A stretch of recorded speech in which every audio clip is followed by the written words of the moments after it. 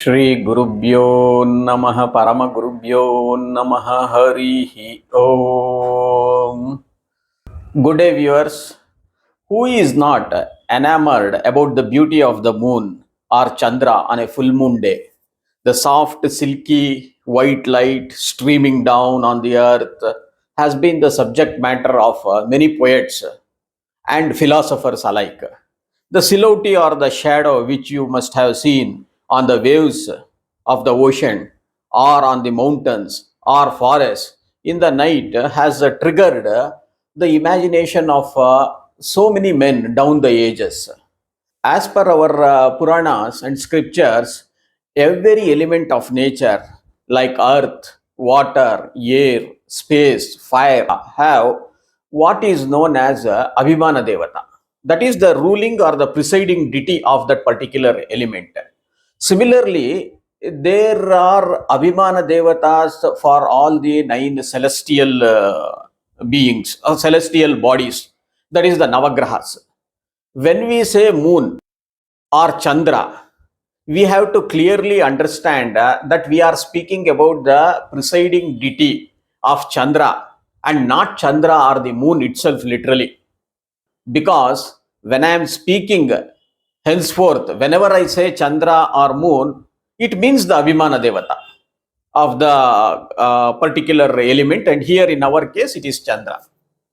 In this brief talk, I will attempt to narrate the story of Chandra from the Puranic perspective.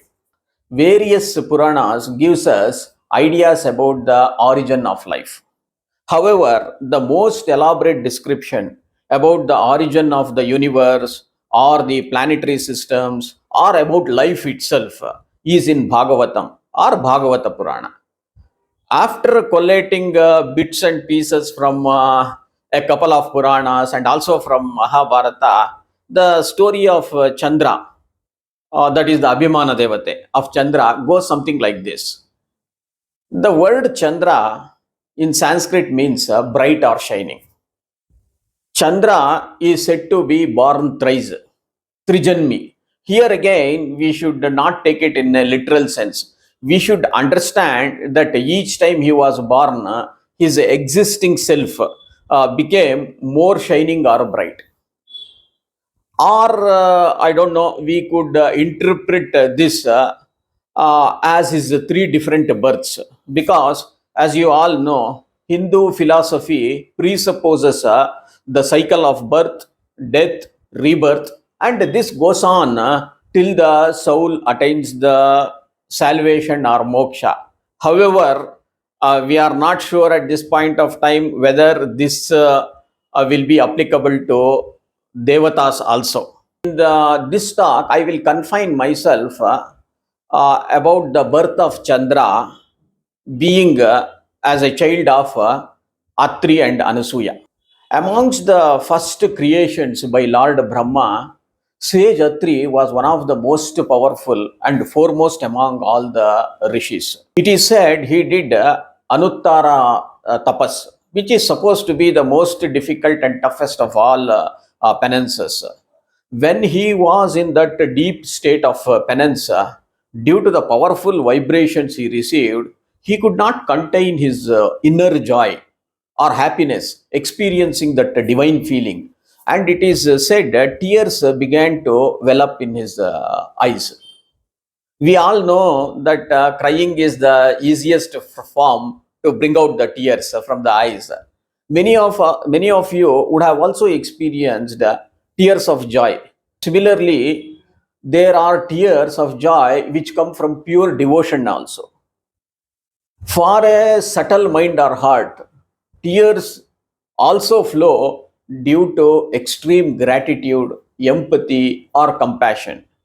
Many of you must have experienced while having a darshan of God, tears automatically well up in the eyes because of your great devotion and happiness in having the darshan. I have seen so many devotees crying with tears of joy and devotion, particularly when they have the darshan of Lord Venkateshwara atop the Tirumala hills, even though if it is for a few seconds. Well, coming back to our story, Sage Atri, while experiencing the divine feeling, had tears in his eyes, as I said earlier.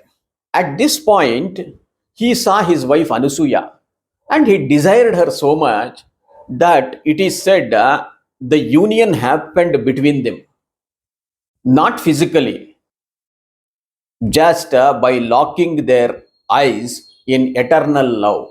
And the tears were also a result of that union or love. These tears began to fall down. And Lord Brahma, who was up in the heavens, noticed that the sage's tears were about to fall to the ground.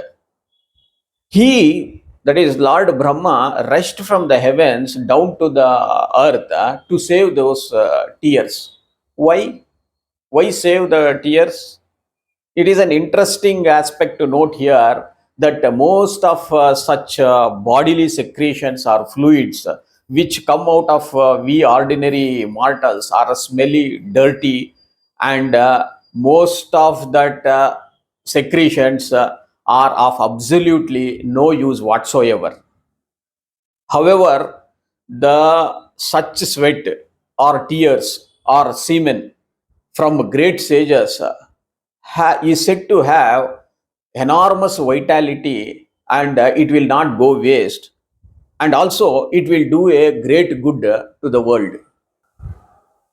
You may remember, if you have seen one of my earlier videos, I had told that till or the sesame seed is said to have originated from the sweat of Lord Vishnu himself. We also saw in another episode how Ambe sacrificed half of her life, and because of that a river was formed or river was born. In the present day also we see lot of mutts or brindavans of great scholars or teachers who are said to be the incarnation of God themselves lying in state, and they continue to bless their devotees even though their mortal life has long been gone. Sri Raghavendra Swamiji, Sri Vadraja Swamiji, Shankaracharya, Madhvacharya, Ramanujacharya are classic examples of our times who continue to do good even now to their devotees. Anyways, as said earlier, Brahma noticed that the tears of great sage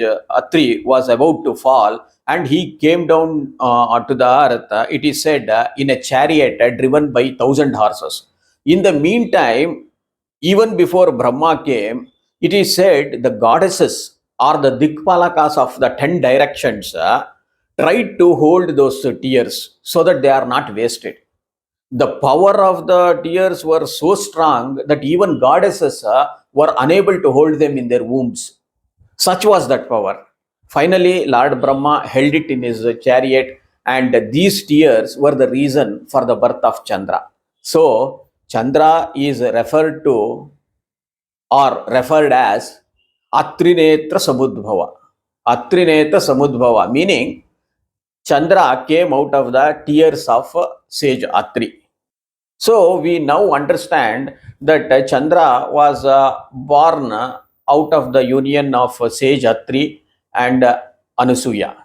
Lord Brahma, it is said, made Chandra sit in that 1,000 horses chariot, and it is said he took him to the heavens and started circling the earth, which Chandra does till today also.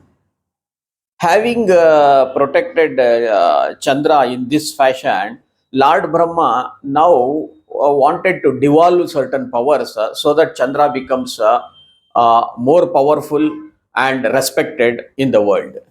So he declared that Chandra would henceforth be the king or ruler of plant life. He also made him the lord of water or oceans.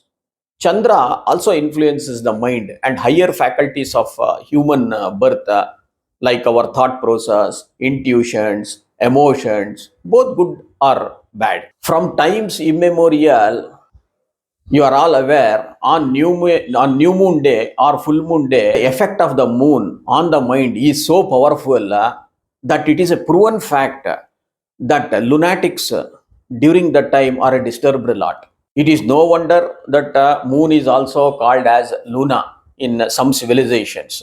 The most surprising similarity is both in Hindu and Roman mythologies. Chandra is said to be riding a chariot. Not only does Chandra rule our minds, as per our Puranas, if plants have to be germinated, or if plants have to grow, or if the plant life has to sustain, moon is very essential. We all know that this could be contrary to our popular knowledge that plant life sustains because of sun, and due to the process of photosynthesis, plants thrive. But thousands of years back itself, our Puranas had said that though sunlight is important for growth of plants, moonlight is also essential for germination of seeds and to promote leaf growth on the plants. This has been only recently understood by the scientific community. Well, as the story goes later, it is said that Chandra married 27 daughters of sage Daksha. These daughters are the 27 stars like Ashwini, Bharani, Kritika, Rohini, and others in our 12 constellations. Chandra is also said to have performed the famous Rajasuya Yaga or Yagna. Despite Chandra having 27 wives, he was once attracted to Tara, that is the wife of his own teacher or guru, that is sage Brihaspati. Tara was also mutually felt attracted towards Chandra, and it is believed that Chandra abducted his guru's or his teacher's wife and kept her with him. When sage Brihaspati came to know about this kidnapping, he declared a war against Chandra. Sage Brihaspati was a teacher to the gods. So all gods rallied behind him. Brihaspati's enemy, that is Shukracharya, was a teacher to the demons. And they all rallied behind Chandra. So a war was imminent between these two parties. However, at the last minute, Lord Brahma intervened and stopped the war. As a truce, Chandra returned back Tara to sage Brihaspati. But then there arose another difficulty, it is said. What was that? Tara was pregnant. And there was a doubt to all whether Tara is carrying the child of Brihaspati, that is her husband, or Chandra, her lover. According to some sources, sage Brihaspati was insistent that Tara pre-deliver the child and throw the child out of her womb. When the child was pre-delivered in a forest by Tara, a handsome and illustrious son was born, who became the Abhimana Devata of Budha. Later on, from Budha, the Chandravamsha dynasty is said to have continued. Anyway, the doubt as to who was the father of this Buddha was finally solved when Lord Brahma insisted on knowing whose child was Tara carrying, and Tara revealed that it was Chandra. So the union of Chandra and Tara gave birth to the Buddha, gave birth to Buddha. So this is what the story says. And from Buddha, the Chandravamsha dynasty goes on and it comes till Mahabharata. And there is a union of Chandravamsha dynasty and Suryavamsha dynasty. That's all a big narration. However, coming back here, there have been many instances in the history of mankind where great wars were fought for the sake of a woman. Just like a war was imminent between Brihaspati Acharya and Shukracharya in our story, or Chandra and Brihaspati. Here we need to understand why Chandra, despite having 27 wives, became lustful or why did he desire Tara? That too his teacher's or guru's wife.